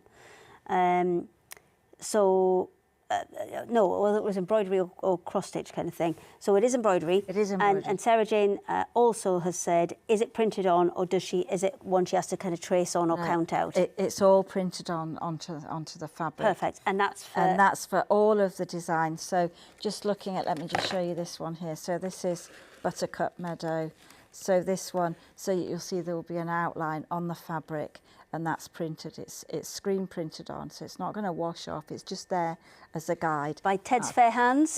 Yeah, we print all the fabrics. So you know, that's something that I think it's good to have a starting point on the fabric. And this prints beautifully. Prints beautifully. This one. This is great. I really like it. It's good. It's good to do. So, I mean, I think it just stops that kind of blank canvas syndrome, doesn't it? I mean, it's like drawing on a piece of paper. And the design is all kind of down to you then about what colours you want to That's wear. right. I mean, there'll be instructions. I mean, this particular one, there are fabrics for the sky. There's organzas for the background. Well, it's a in nice the shot one, that one, foreground. isn't it? It's got blue And going it's a one way and blue. green going the other. And then we've got some hand-dyed muslin that goes, bit of bandage it is, that's what it is. Is that what Ted calls it? A bit of bandage? Bit of bandage. So that's just to add texture. And then this particular kit has a lot of different, some satins as well. So the flowers are sort of 3D. So you can make the background is quite important. So this is a different way of framing, so that you know you can buy a standard frame. You know, anything in a like a anywhere can do picture frames at reasonable price. Yes. So it's I mean, a there's standard, this big Swedish shop. there's an aperture is a standard size. So wherever you know I think you want to do. that's the harder bit to get, isn't it? Sometimes the mounts. If it more... depends. I mean, that's good to look for that if you can get one. And I see, I don't like glass in it. But if you're putting I think it hides the texture of it, doesn't it? But if you're buying one that does have glass in, you can just put a spacer in the frame so it doesn't squash the embroidery, so it doesn't go all the way down. Got it. So that's... I do need to remind people that we are finishing at 4-ish today. Number of reasons. One, we're a man down. Gail's got some family commitments that she needed to sort. She is coming next week, so it is all good, but we are a man down. And also, the Newcastle match is on. well. Newcastle in the Carabao Cup, so nobody will be watching us past then anyway. No. So yeah, we're only going till 4 today. So is there anything else that you... No, I'm just going to show these. I'm just going to show a little, because these ones are a little bit different. So these are a card kit. So we've got about 38 different designs of these sets. There's loads of them. I just think it's a really nice way of working. Deciding to make new ones, or is this Ted cracking the whip? Well, this probably, yeah. So we need more. Come on. No, I get that as well. So the idea is that it's on one piece of fabric. Okay. So you've got each design with an outline that's printed on the fabric, and this fabric is new. It's called pistachio. So would you stitch them all, then cut them out? So stitch them on all before. Yeah, I would definitely do that. I mean, I haven't got one. I mean, I just love the colours there, but I'll show you how it comes packaged, because everything's in the kit. So whichever Rowandean kit you have, you'll find that the fabrics are in there, and you've just got all the fabrics, all the organzas, all the beads, and then the little bits of organza there to stitch with. There's loads in there, isn't there? You've got the cards, everything's in there, but the thing is, you've also got the fabric. So the fabric is enough room to get your 5-inch hoop into each individual design, and then cut them out. You could put them on cards, you could put on a quilt. Yeah, well, that's what I was just thinking. They'd be nice as kind of little cornerstones on a quilt. So once once you've got the once you've stitched it, then you can decide where you want to place it. But the fun bit is the stitching. Remember, not all quilts are designed to go on beds. Some of them are. I mean, that would maybe not put that on a table runner, because if you've got gravy on that, you're never getting it out. But maybe the ones that are wall hangings or that are more decorative ones, it doesn't always necessarily... Fabric sculpture type thing, absolutely. You could do that. So it's a great way of working, in that the projects are very quick. Yes. So you've done one, and there are a few French knots, you know, and then you can go on to the next project. So it's a nice way of working as well. Is the reason you wouldn't cut them out is just so you can get your hoop Just in so more that easily? you can get the hoop. Right, Yeah, got because if you cut too far, the fabric's big, And so you'd need you were a making it as a super picture. tiny hoop. Yeah, able to no, get but we do a 3.5-inch hoop. That's on the website too. But I think the most versatile one really is the 5-inch and the 7-inch, and really, you know, you can have a lot of fun with those, and they've got a little handmade. We'd love that. So you're like, I did that. Yes, yes. If you're giving it for a gift, you know, then that's a nice way of working. Perfect. So Sue, are you ready for Sue part 2? Yes. Perfect. She's on her way to her machine. Right. Are you ready? Now. And remember, I it's number can't- 2 this time. Yeah. Got I it. can't find my zipper foot. I think it's a hoe. Do you- Well, I hope it is. I've got a few over there. Will it fit my machine? I'll go and find out. Right. I'll go and find out. All right. While we're waiting for that, what I'm going to do is show you how to do zip tabs, because it's very handy to have them. I mean, sometimes you're sewing something and you need a 12 or 13-inch zip, and you've only got your zips an inch shorter. So what you can do is extend the zip, which also removes the bulk with your seams, by adding tabs. Now, what you do, I have actually just stitched the end of the zip because that makes it easier. So, right, what we need to do, we get 2 oblongs, fold over the edge, and then you place your zip, you find the centre point to make it easy.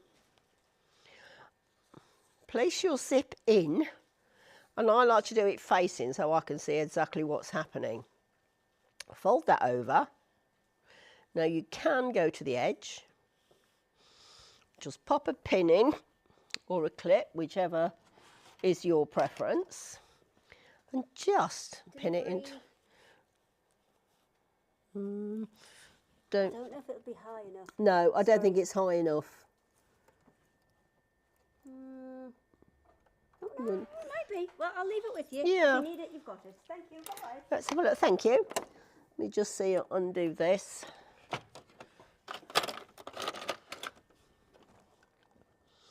I mean, it doesn't really matter because I can show you how to use it without. We've done the first bit without a zip, so right.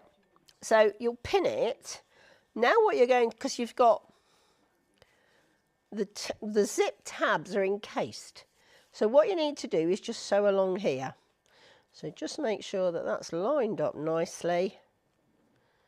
Pin it in. I suppose it would help if I turned it the other side, wouldn't it? So I'm not pinning it to the ironing board. Just give yourself a little bit of a space. I tend to give myself about 1/4 inch or 1 centimetre. So just pop that in there, and then we're just going to sew along the edge. And as I said, this extends the length of your zip, which is great. So I'm just sewing on the edge. Let's remove the pin.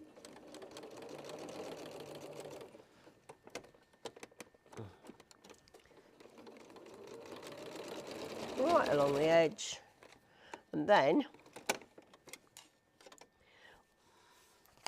that's nicely encased. Just give it a quick trim. I should have put the whoops. Oh, it's coming over. Just while you're ironing Okay. or picking things up off the Off floor. the floor. There's a question about what type of scissors are you using? These Oh, ones here, right. because they're Do you know- quite jazzy, because they're I a get funny asked shape. about these scissors all the time. They're what's called duckbill. So if I hold them like that, you see the shape, and then you'll see that they actually curve. Now what you can do with these, they're great if you're doing embroidery or if you're doing applique, because you can lay them down, go along the fat and snip, and the bottom, the bill, protects your fabric. There you go. Also, you can use the curve when you're cutting. If I just cut along here. Oh, don't cut that bit That's off. all I'll right. get you It's a only a scrap piece of bit. scrap. Hang on. Bit of scrap. Is that what that'll Yeah, do? that's scrap. Okay. So what you can do then is just go along. If I've got two together and I wanted to just trim off that, that will go underneath. Oh, and protect and the your bill fabric underneath. protects the fabric underneath. It doesn't cut. Ah. But they're called duck bill. Do you have them on your website? No, I've actually I did I did something for the WI the other evening, and people wanted them, so I've ordered probably them. should. I've ordered them, but I haven't got them yet. But because I haven't got them, I can't put them on the website. Right. Okay. So if you do want them, Sue's website is just down below That's there, right. or you can hit that QR code which is over there. Yeah. Keep an eye out for those. I'm just sure you'll post on social media when you've got I them in, will won't do. you? Yes. Perfect. So, but they're called duck bill, and since I've had them, I use them so much. It's a favourite pair now. Yeah, they are. They are. Because they're so handy. You know, like that bit of cotton, you just press it down and cut. And you're not risking getting you're not because risking sometimes when you've got cutting- really pointy, sharp edges on, That's you're right. kind of risking going They're super. into the fabric. And I can sharpen them. Is that on your website? That is on there my you website. go. We That knew is we'd on find my something. website. Now that's great. In fact, you can do all sorts of scissors. These are just an ordinary pair. Hold it down, push the scissors right through, and then just drag it back. Through, and drag it back. And they are, I haven't bought a new pair of scissors since I bought this. You know, anyway, so we've done that. And then what we need to do is the other end. It's exactly the same. Find the centre. Now, just remember, you've got the metal tab. So you want to be a little bit below that. Now, you'll see why I put the stitch here, because it just holds the two tab ends firmly. So just pop that on, fold it over, and then again, we're just going to stitch. Where's my, can't find my donkey, that'll do. Now, the reason I say a donkey is because you can sew on that, which gives your foot something to hold on to. So then, fold that in, fold it across. And again, you just sew straight across. So you've extended the zip quite considerably. I mean, that zip, the zip itself is an 8-inch zip, but because I've put the extenders on, I can fit that in to something that's 15 inches wide. Just depends how deep it is. What you do then is, with your tab ends, run it round, you just put it down, line it up, and then you just cut the waist off. So again, just lay it on the top, matching the end of the tab straight through. Then when you're sewing and you're inserting it into anything, right side down, find the centre, excuse me, pin your zip in, pin the zip,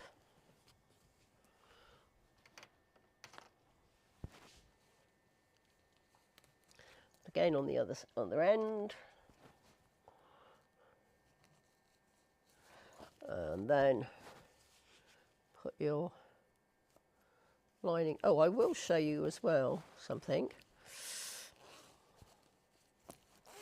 Might not work because I haven't got the zipper foot. We'll try. Pop your lining on the top, matching the sides up, and then you can sew the zip in Let's just find that pin. It really is, it's so easy to extend a zip and reduces the bulk in the corners. And what I've done on the pouch, we've got the extension, so you haven't got the bulkiness. So right, we'll try again with the zip.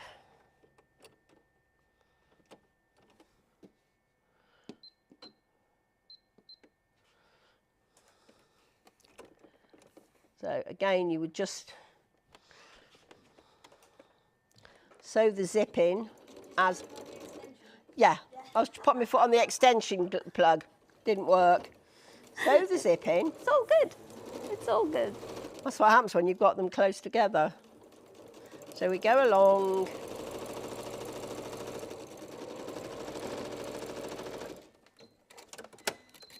So we've sewn the zip in. And all I've got to do now is line that up, cut the edges off.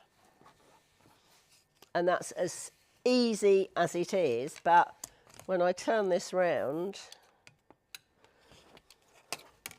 you'll see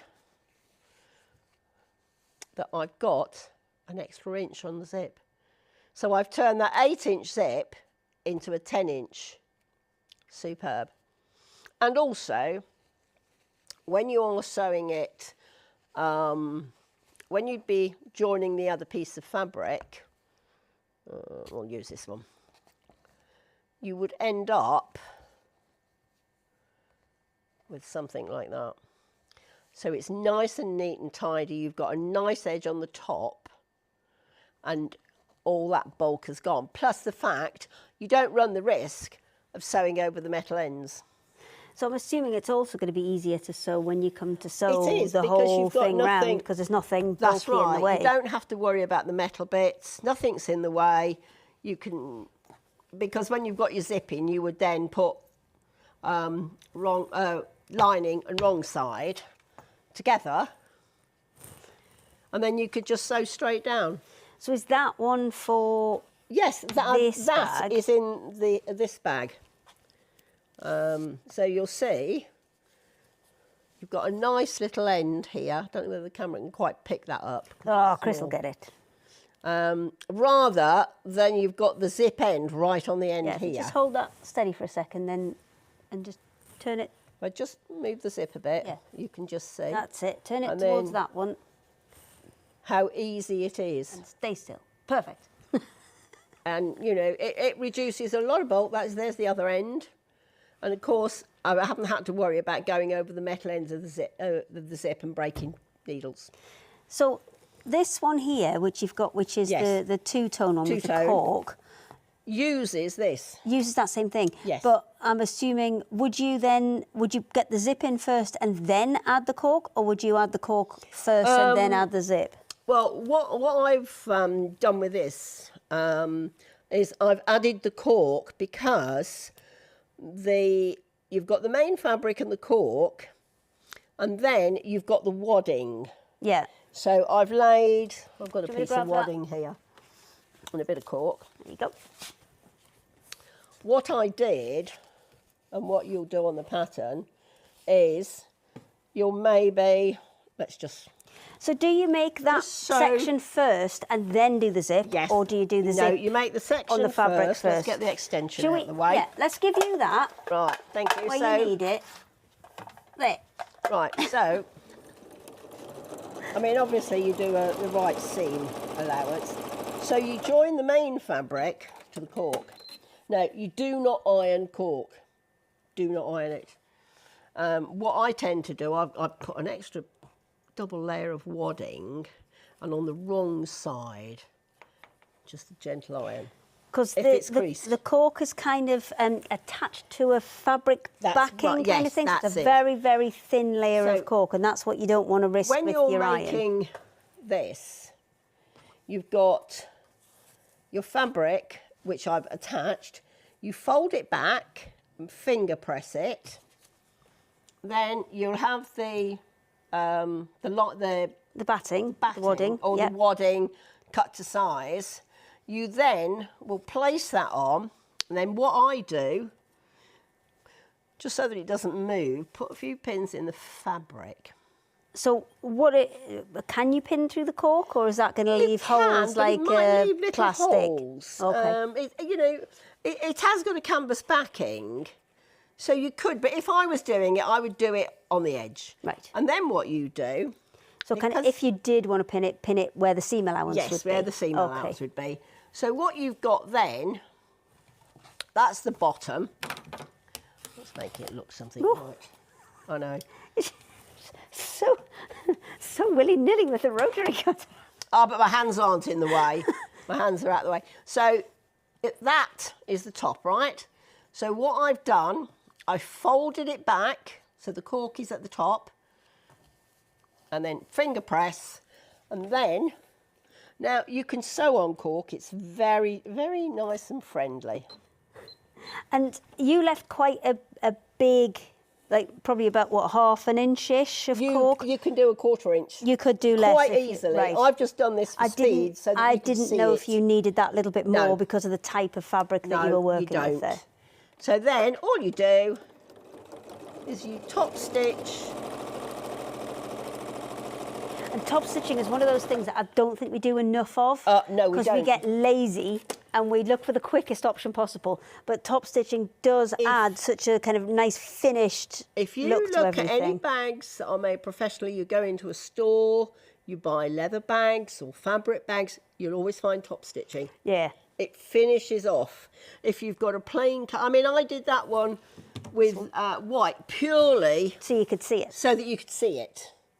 But what I could have done is I could have done that in like a biscuity colour, so it would have matched. In which case, your top stitching, you always do 2 sizes bigger. So if you're sewing normally, my machine automatically goes to a 2.4 stitch length. Now, Hayley will tell you I've done 2.8 yes, for top stitching. I can verify that. So that is how you would do it. Yeah, I would say for a top stitch, probably somewhere between 2.8 and 3.2 is where you want it. You want it to be a bit bigger. Yeah. And yes, it depends on the fabric that you're using as well. Then you sew the zip in to the top here. So you'd have that. Like that. And the reason it's done that way is because it's easy. It's nice and firm. Your wadding will hold everything in place as well. Now, with your duckbill scissors, I just want to show you something.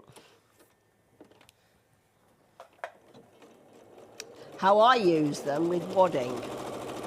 Because sometimes I do something and the wadding can be, if the fabric's thick, that seam can end up being very thick.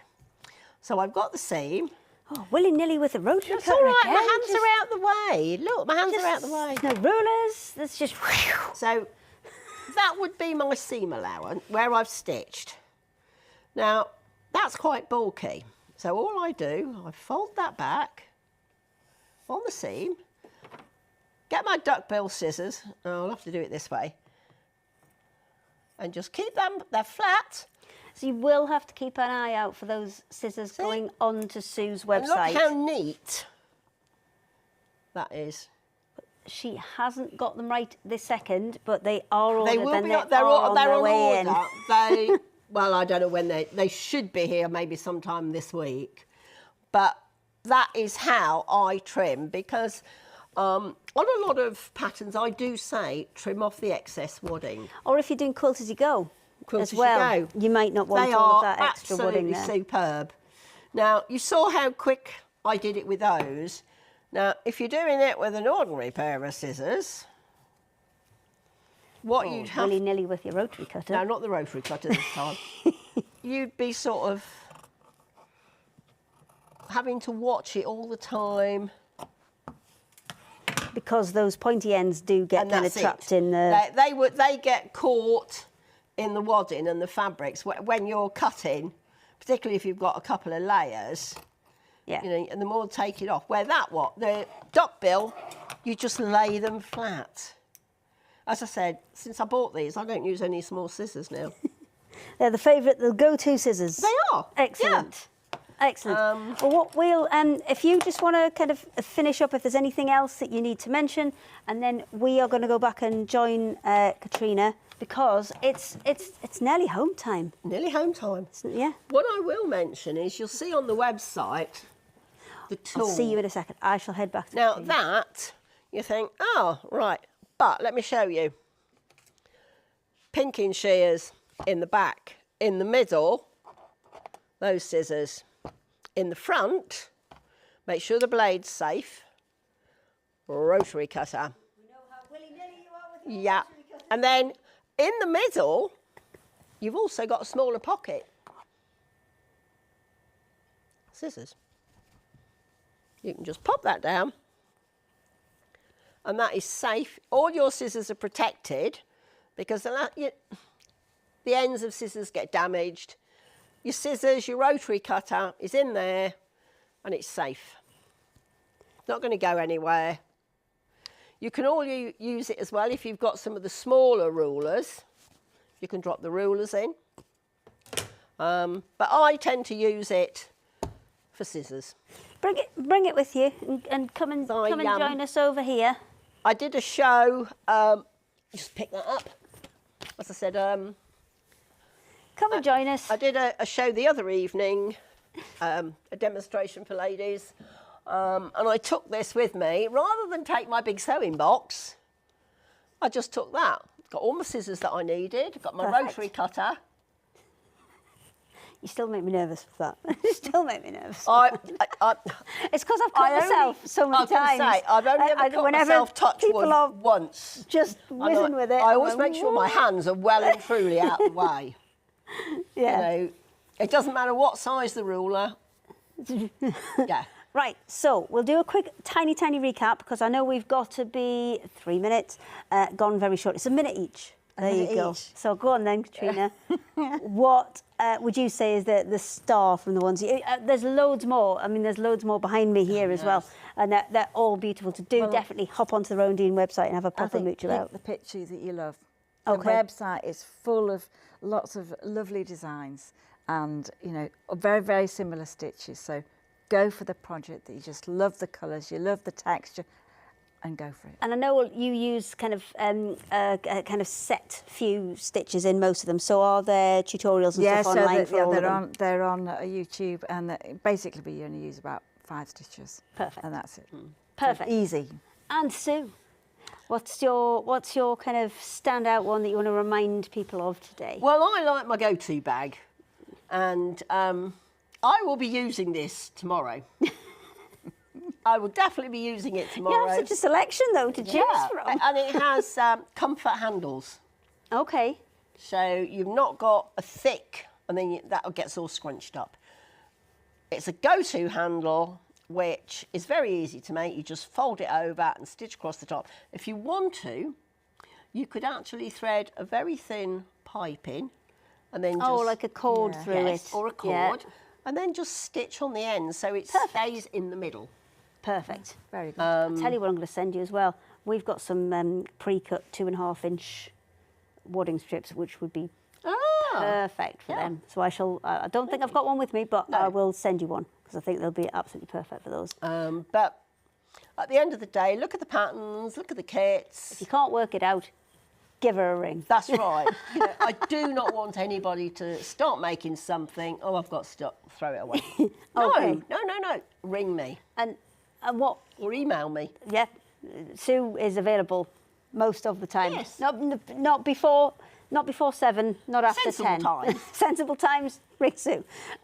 What I didn't get to, because I did kind of go through the explanations on all of those 32, the big set of feet. There are 2 smaller sets as well, which have most of the ones that I kind of showed you there.